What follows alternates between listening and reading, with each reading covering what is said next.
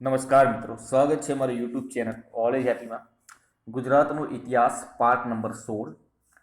મિત્રો, 386 નંબરના ક્વેશ્ચનથી શરૂઆત કરીશું. અને આ પ્રશ્નોની પીડીએફ જો તમે લેવા માંગતા હોય તો ડિસ્ક્રિપ્શનમાં ટેલિગ્રામ ચેનલની લિંક આપેલી છે. ટેલિગ્રામમાં જોડાઈ જજો, તમને કાલે સવારે આની પીડીએફ મળી જશે. અને આ પ્રશ્નો આગળની અલગ અલગ પરીક્ષાઓમાં પૂછાયેલા પ્રશ્નો છે. તો ચલો મિત્રો, શરૂ કરીએ ગુજરાતનો ઇતિહાસ પાર્ટ નંબર 16, 386 નંબરનો ક્વેશ્ચન. ગુજરાતના કયા મુખ્યમંત્રીના કાર્યકાળ દરમિયાન બાલ મંદિરથી યુનિવર્સિટી સુધી કન્યા કેળવણી મફત કરવાનો મહત્વનો નિર્ણય કરવામાં આવે? માધવસિંહ સોલંકીની સરકારમાં. સિદ્ધરાજ જયસિંહનો જન્મ ક્યાં થયો હતો? પાલનપુર ખાતે. ગાંધીજીએ દાંડી કૂચનો પ્રારંભ ક્યારે અને કેટલા સત્યાગ્રહીઓ સાથે કર્યો હતો? 78 સત્યાગ્રહીઓ સાથે 12 માર્ચ 1930ના રોજ દાંડી કૂચનો ગાંધીજીએ પ્રારંભ કર્યો હતો. ગુજરાતના કયા ક્રાંતિવીર ડુંગળી ચોર તરીકે જાણીતા છે? મોહનલાલ પંડ્યા. સન 1884-85માં સૌરાષ્ટ્ર ખાતે સૌ પ્રથમ વખત શરૂ કરવામાં આવેલ શામળદાસ કોલેજની સ્થાપના કોના દ્વારા કરવામાં આવી હતી? તો મહારાજા તખતસિંહજીના દ્વારા કરવામાં આવી હતી. ગુજરાત વિદ્યાપીઠની સ્થાપના કયા વર્ષમાં થઈ? 1920માં. મહાગુજરાતની ચળવળ કયા વર્ષમાં કોના નેતૃત્વ હેઠળ શરૂ થઈ હતી? તો 1956માં અને ઇન્દુલાલ યાજ્ઞિકના નેતૃત્વ હેઠળ મહાગુજરાતની ચળવળ શરૂ થઈ હતી. ડૉક્ટર જીવરાજ મહેતા, તેમનો જન્મ અમરેલી જિલ્લામાં થયેલ હતો. તો તેઓ ગુજરાતના પ્રથમ મુખ્યપ્રધાન હતા. બારડોલી સત્યાગ્રહનું સંચાર કેન્દ્ર કયા આશ્રમથી સરદાર પટેલે કર્યું? તો સ્વરાજ આશ્રમથી કર્યું હતું. ગુજરાત વિદ્યાપીઠને ડીમ્ડ યુનિવર્સિટીનો દરજ્જો ક્યારે મળ્યો? 1963માં. નીચેનામાંથી કોણે ગાંધીજી વિશે આ કહેલું? હાફ નેકેડ સેડિશિયસ ફકીર. આ કોણે કહ્યું હતું? ચર્ચિલે. શ્રી અરવિંદ ઘોષે ભવાની મંદિર નામના પુસ્તકમાં ક્રાંતિની યોજના આલેખેલી, જે કયા સામયિકમાં છપાયેલી? સાવિત્રી. સિદ્ધરાજ જયસિંહને કયા ઉપનામથી બોલાવતા? અવંતીનાથ, ત્રિભુવનરાજ અને સિદ્ધ ચક્રવર્તી. ગુજરાત રાજ્યનું ઉદ્ઘાટન કોના હસ્તે થયું હતું? રવિશંકર મહારાજના હસ્તે. ગુજરાતમાં સમ્રાટ અશોકનો શિલાલેખ ક્યાં આવેલો છે? ગિરનારની તળેટીમાં. વલ્લભભાઈ પટેલને કયા સત્યાગ્રહથી સરદારનું બિરુદ મળ્યું? બારડોલી સત્યાગ્રહથી. વર્લ્ડ હેરિટેજ સિટી તરીકે ઘોષિત થયેલ અમદાવાદ શહેરમાં નેશનલ મોન્યુમેન્ટ્સ કેટલા છે? 54. કયું કારણ ખેડા સત્યાગ્રહ માટે જવાબદાર છે? અતિવૃષ્ટિ છતાં મહેસૂલ ઉઘરાવવાનું.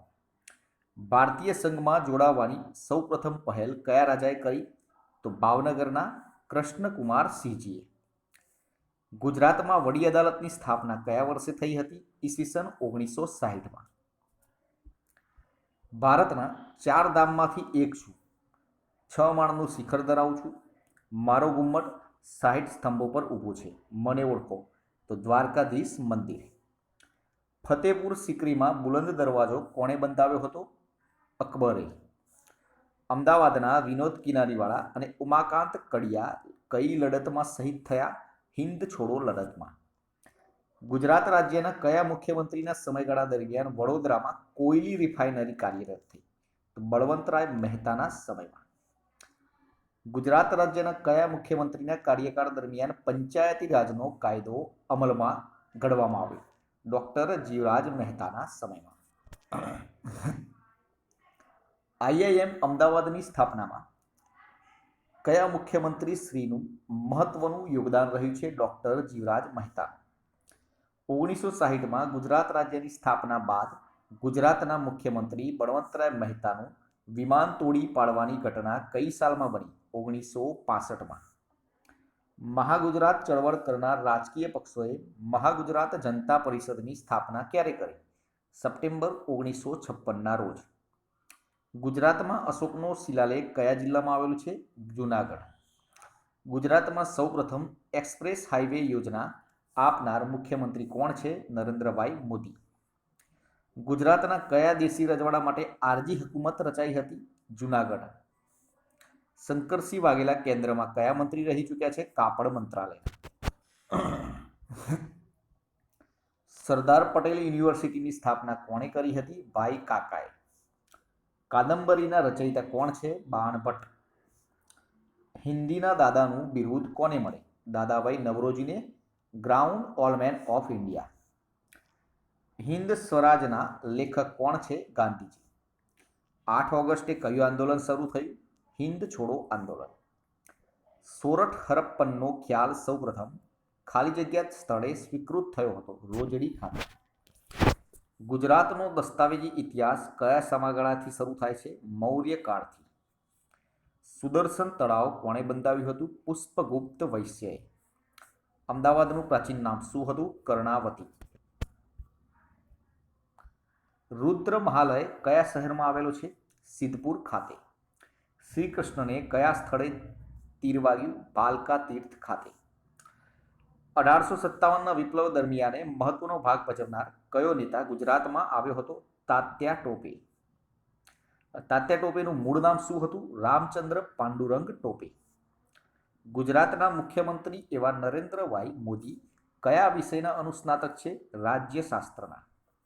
ગુજરાતનો પ્રથમ સત્યાગ્રહ કયો છે? ખેડા સત્યાગ્રહ. અંગ્રેજોએ ભારતમાં સુરત ખાતે વેપારી કોઠી ક્યારે સ્થાપી હતી? ઈસવીસન 1613માં. મૈત્રકાલીન ગુજરાતની રાજધાનીનું નગર કયું હતું? વલભી. સલ્તનત યુગીન ગુજરાતનું સૌથી સમૃદ્ધ બંદર કયું હતું? ખંભાત. કયા મહાનુભાવ ગુજરાતમાં ક્રાંતિકારી પ્રવૃત્તિના પ્રેરક હતા? અરવિંદ ઘોષ. જામનગર જિલ્લાનું ગોપ મંદિર ખાલી જગ્યા દ્વારા બંધાયું હતું? મૈત્રક દ્વારા. આઝાદી માટેના સંગ્રામ સમયે અમદાવાદમાં મિલ મજૂરોની માગણી બાબતની હડતાળ સમયે મજૂરો સાથે મક્કમ રહેવામાં કોણ અગ્રેસર હતું? શેઠ અંબાલાલ. મહાગુજરાત આંદોલનના પરિણામે ખાલી જગ્યા શું થયું? તો મુંબઈ રાજ્ય ગુજરાત અને મહારાષ્ટ્રમાં વિભાજિત થયું. મુંબઈ રાજ્ય ગુજરાત અને મહારાષ્ટ્રમાં વિભાજિત થયું મહાગુજરાત આંદોલનના પરિણામે. ઈસવીસન 1020થી 1050માં વિસનગર વસાવનાર રાજા કોણ હતા? વિસળદેવ ચૌહાણ. દર વર્ષે 9 જાન્યુઆરીના રોજ પ્રવાસી ભારતીય દિવસની ઉજવણી ખાલી જગ્યાના પ્રદાન સારું કરવામાં આવે છે. શાના માટે? તો ભારતીય વિકાસમાં વિદેશી ભારતીય સમુદાય માટે.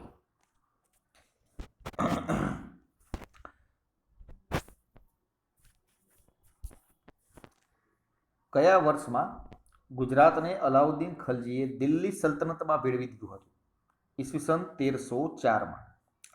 ગાંધીજીના અંગત સચિવ કોણ હતા? મહાદેવભાઈ દેસાઈ. પ્રાચીન ગુજરાતનો કયો રાજા એકાંગવીર કહેવાતો? ભીમદેવ બીજો. કસ્તુરબા તેમજ મહાદેવભાઈનું અવસાન થયું. આ બંને રાષ્ટ્રભક્તોની સમાધિના સ્થળ કયા છે? આગાખાન મહેલમાં.